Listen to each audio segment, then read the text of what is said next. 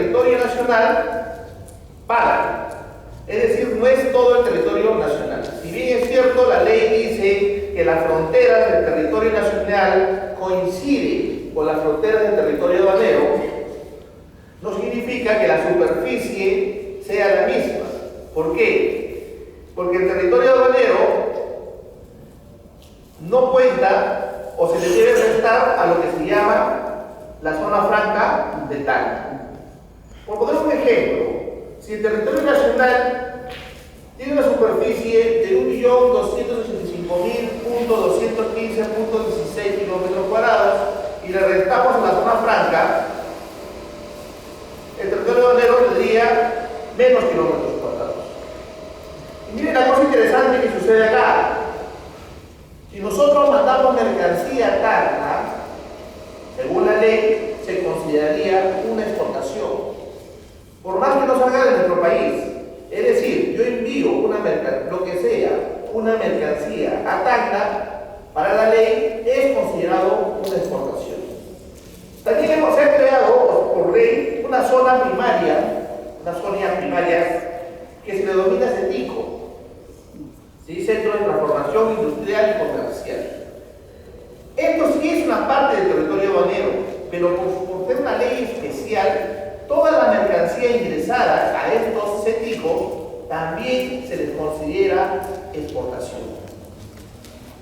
Un ejemplo, si yo estoy en Piura y soy un pescador artesanal y mi negocio quizás es pescar atún y le vendo a una planta procesadora del CETICO, para la ley esto se considera una exportación. Si yo, por ejemplo, acá en Perú me dedico a fabricar de repente repuestos para automóviles y me voy a Matarani, que es una empresa que repara automóviles, y yo le vendo cualquier mercancía a ellos, para la ley también se considera una exportación. Interesante es señalar también que este tipo de exportación está afecto a todos los beneficios que la ley nos da, como son el drawback y la reposición de mercancías por franquicia arancelaria. Ahora, este territorio aduanero tiene zona de tributación especial y zona de tributación común. La zona de tributación especial es la selva, porque en esa zona geográfica hay una tributación que no paga, por decir, por la ley de Amazonía, no paga IGB. También tenemos el convenio peruano-colombiano, donde el arancel es cero. Zona de tributación común le llamamos al resto del territorio nacional, es decir, Lima, Piura, Tacna, donde los impuestos son todos de una misma naturaleza, es decir, pagan su valores y su IGB. Entendamos que la zona de tributación especial está exonerado del IGB y no paga valores. Ahora, acá viene también una pregunta: ¿y qué pasa si una mercancía que ha ingresado al Perú en la zona de tributación especial y luego de repente su empresa queda en Iquitos e importa una máquina, una pala mecánica, llega ahí a la mercancía y efectivamente no paga ningún tipo de impuesto porque está dirigido a una zona de tributación especial? Pero acá viene la figura: ¿qué pasa si de repente yo tengo o quiero esa máquina venderla a Lima? O sea, ¿será una exportación? Y la pregunta es no. Simplemente será un traslado de una zona de tributación especial a una zona de tributación común. Se le tiene que pedir una autorización a la aduana para poder trasladar esa mercancía, y la aduana lo que va a hacer simplemente es cobrarte los tributos o los beneficios que te dio por estar tu mercancía en esa zona de tributación especial.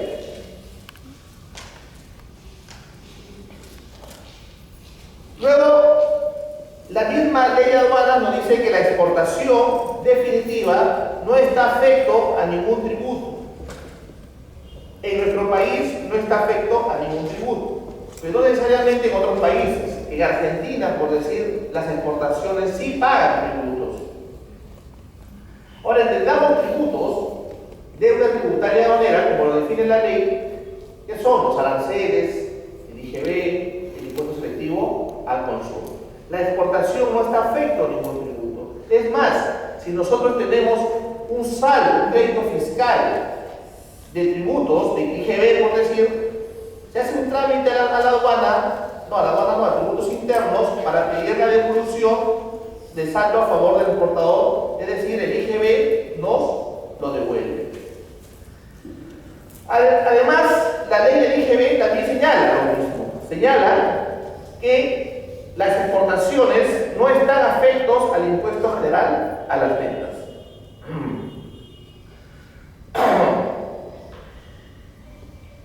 Y el artículo 33 de la ley del IGB también nos señala algo importante, nos dice que si yo quiero que se considere exportación, quiero que necesariamente una mercancía se considere exportación, y yo vendo en export, entendamos que export significa que la mercancía, mi responsabilidad como exportador acaba en mi fábrica, ¿correcto? ¿Y qué dice nuestra cartilla de Incoterms? Nos dice que nosotros, si transamos el contrato de compra y venta con export, significa de que el trámite de exportación, según el Incoterms puro, lo tenemos que hacer ¿quién? Lo tiene que hacer no nosotros como exportadores, sino los compradores extranjeros. Pero nuestra ley peruana, en el artículo 33, nos dice de que para que el Perú considere exportación, necesariamente se tiene que hacer el trámite de exportación acá en el Perú, o sea, en el exportador. Entendamos esto, ¿por qué? Porque la misma ley del IGB, el artículo 33, nos obliga a los exportadores a modificar los Incoterms. ¿Sí? Si yo no quiero hacer trámite de exportación, no podría ser considerado como una exportación y no podría gozar de los beneficios como el drawback ni como el saldo a favor del exportador. Entonces, si yo transo con mi cliente extranjero en Incoterms Export, necesariamente la duda de exportación lo tengo que hacer nosotros como exportadores. ¿Sí? ¿Y qué pasa si no lo hago? Se considera una venta local. Y por tal motivo, ¿qué tendríamos que hacer? Pagar el IGB. ¿Correcto?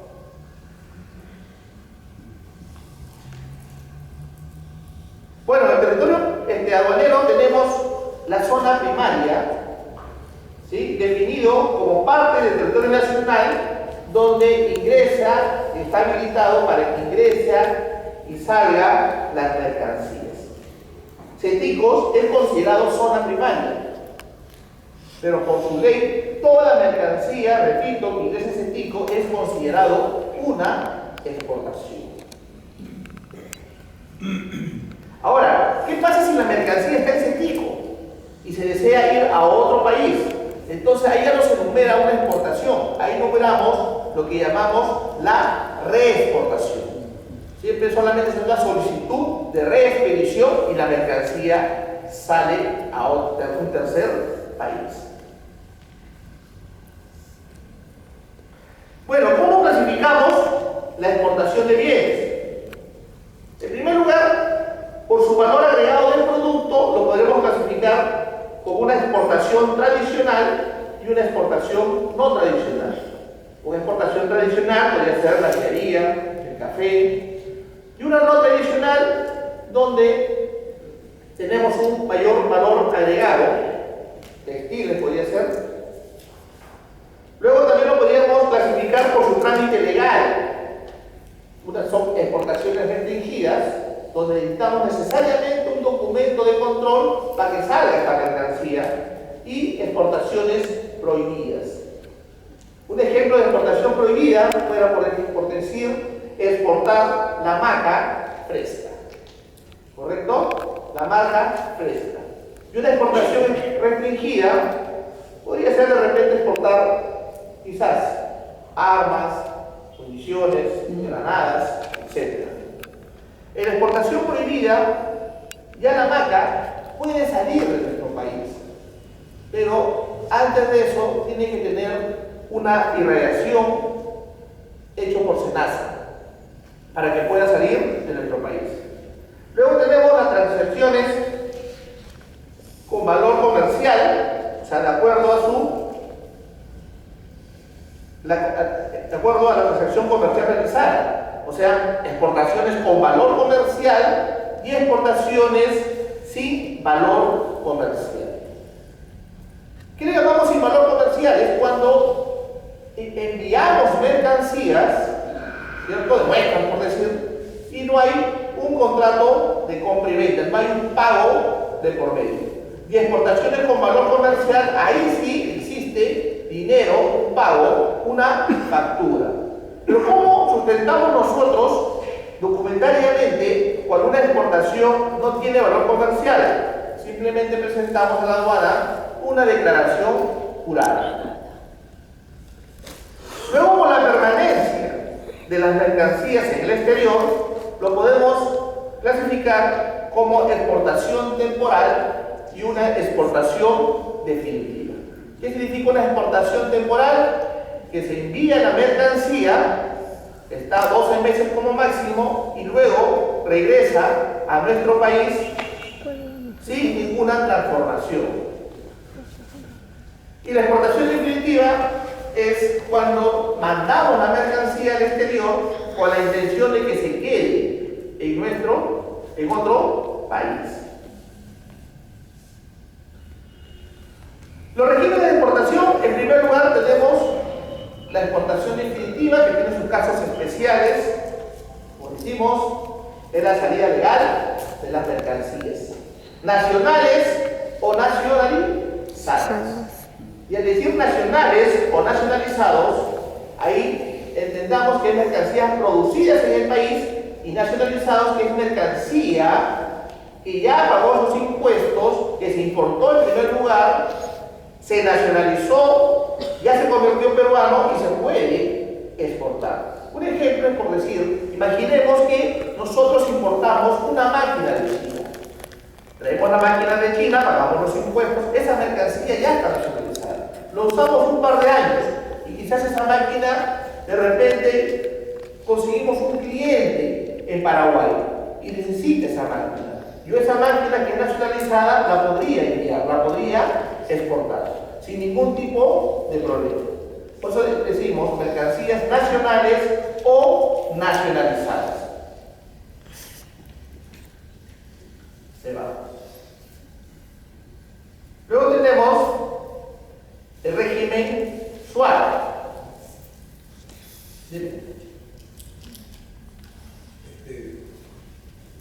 El momento que uno vende, yo tengo un problema exacto con la máquina, igualito. ¿Ya? Pero el que vende se tiene que ser responsable si él me da la máquina en el camión, el contenedor y la aduana. Tiene que firmar la DAM de todas maneras. O sea, él ya no quiere saber nada con la máquina, ya me la pagó, ya está en el contenedor. Y nosotros tenemos que tramitar la aduana, pero la legislación obliga a que el que vende la máquina firme la DAM. Eso no es nada, que nos dio una guía de remisión y que firme el papel de la gente de aduana también. Son tres. A ver, estamos hablando de una exportación de una máquina. Una máquina importada. Una máquina que es importada. Una máquina que estuvo, que está acá. O sea, la máquina ya trabajó y se vuelve a vender afuera. ¿Ya? Pero la imprenta me la vende en la puerta. Pero la legislación le obliga a firmar la DAM para que sea una exportación. ¿Cierto? Lógico. Usted tiene que firmar la DAM para que No, sea una exportación. ya me la pagó, ya no es de él. ¿Me entiende? Bueno, ¿usted está exportando o importando? No me entiende. Usted está dando un ejemplo de una máquina que ya está nacionalizada, que ya ha vendido afuera de nuevo, ¿cierto? Así es. Exacto. Ya, a mí me ha pasado exactamente lo mismo. Ya la vendí a Pakistán. Ya. Perfecto. Pero la imprenta me la entregan en el camión y se lavó las manos. ¿Por qué tendría él que firmar la DAM? ¿Por qué tendría él que hacer una guía de remisión al Callao? ¿Por qué tendría que hacer esas cosas? O sea, la legislación obliga a que el que ya vendió, que ya no es responsable, siga siendo responsable dentro de la aduana, todo el trámite, aunque... ¿Qué incoterm quedó usted? ¿Qué incoterm? Es Word, será. Ah, ya, está bien. Si es Airport, para que se consiguiera exportación, la aduana te va a obligar que usted haga el trámite de Por eso, exportación. es que ahí está lo ilógico, pues. Si el señor ya le dimos la plata, ya nos dio la máquina, ya no le entregó en el contenedor, metida en el contenedor, chao, listo. Ya no es de él. ¿Por qué la legislación peruana obliga a que él se haga responsable de una máquina que ya no es de él? ¿Me entiendes? Sí, sí, te entiende. Perfecto, ¿no es cierto? Tiene A lógica. ver, no, es que no te obliga. ¿no es cierto? La aduana no te obliga, te da opciones. No, Le dice, no hay opciones, señor. no, sí, te da opciones, porque si usted no quiere hacer trámite de la DUA, La empresa no quiere firmar la dama. ¿cuál empresa? La que vende la máquina. el importador. El dueño de la máquina se convierte en exportador a la fuerza. Porque el gobierno lo obliga a que sea exportador. No, sí te entiendo. El exportador peruano no quiere hacer la DAM. Y ya la vendió. Y eso, si no quiere hacer la DAM, si ya la vendió, lo único que tiene que hacer es pagarle a tributos internos el IGB. Es que el que compra de afuera va a tener que pagarlo. El IGB, efectivamente. Si no paga el extranjero, lo tiene que pagar, reducir, ¿quién? El peruano. No, pero tiene lo mismo, pues, porque le estamos vendiendo, le vendo $20,000 y ahora tiene que pagar 20,000 más 18. Así es. Ya, el de afuera. Si ya le vendiste a $20,000 para la aduana o para la SUNAT, entiende de que esos $20,000 está incluido IGB. Y de su plata los $20,000 que usted cobró, tiene que pagar su IGB. Si no quiere hacer eso, usted tiene que hacer la DUA de exportación. O sea, ¿quién firma la dama? La DAM, mira, por eso le digo, si usted firma la DAM, ya no paga IGB. Pero si no firma la DAM, no firma el extranjero del Pakistán, usted tiene que pagar IGB. Por eso fue el asunto acá es no pagar IGB. De eso se trata. Entonces numere la DAM. Numere la DAM. Si no quiere pagar IGB, numere la DAM. La ley es bien clara. ¿Quién numera la dama? La empresa. El exportador. Pero la empresa ya no quiere, pues no quiere. Pero si no quiere, tiene que pagar IGB. Entonces no hay salida. Son la SUNAT te da dos posibilidades. No quieren pagar IGB, numera la DAM. Quieren pagar no quieren numerar la DAM, pagan el IGB, dice la SUNAT. Así de simple.